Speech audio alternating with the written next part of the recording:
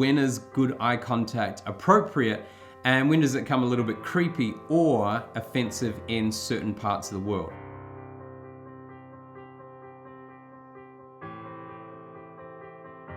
Kia ora, hi, I am Craig Johns, high performance leadership expert, the CEO and managing partner of Speakers Institute Corporate, and the founder of Gravity of Leadership. Now in today's Gravity of Leadership series, we are doing part 2 of inclusive leadership. Yesterday we spoke about inclusive words, today we're speaking about inclusive body language, and tomorrow we'll talk about inclusive behavior.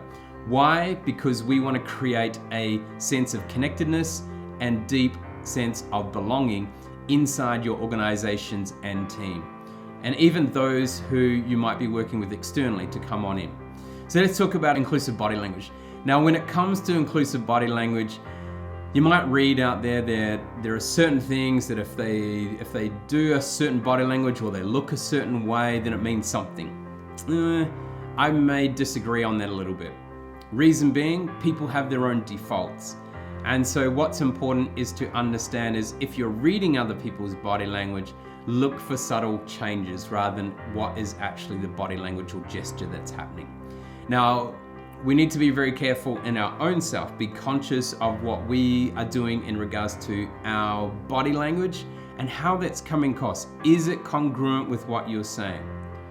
And could someone else misunderstand what your body language is? So for instance, hair is one we see quite often. Okay, the folded arms. Now, some people might say that's closed, but for other people, it might just mean they're actually cold, or it might just be a comfortable space to hold your arms.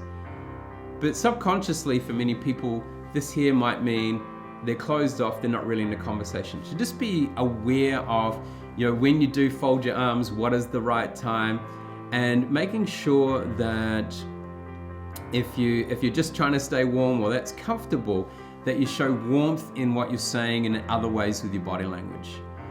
Now, it's important that when we're dealing with people, that we don't do things like rolling our eyes. If we roll our eyes, for some people they might feel excluded by, you go like whatever, or I don't care. So it's important that we stay connected. Even eye contact. Now, eye contact is super important when it comes to building relationships and being connected with people.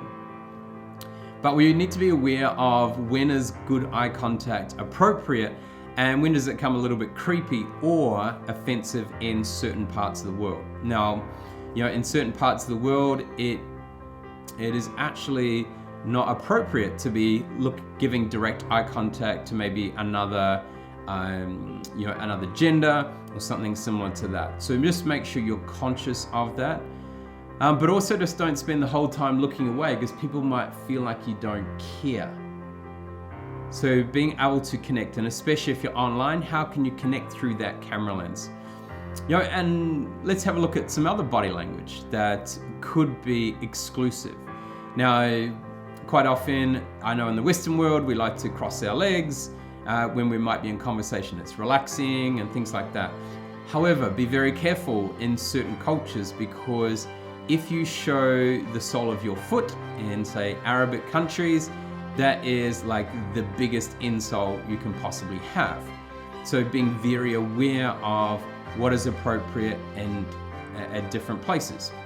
Also with body language, when is it appropriate to give someone a handshake or a fist bump or actually, touch them on the shoulder or touch them on the arm? Is that inclusive or does that exclude people? Do they feel comfortable in that situation? So just important to be aware of your body language when it comes to being an inclusive leader in this world.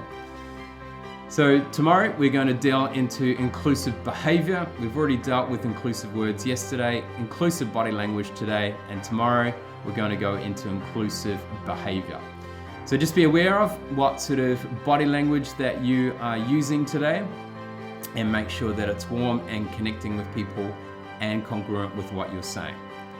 Make sure that you're creating a gravitational pull, not a gravitational push as a leader. What is your gravity of leadership today? Ka kite anō. I'll see you next time.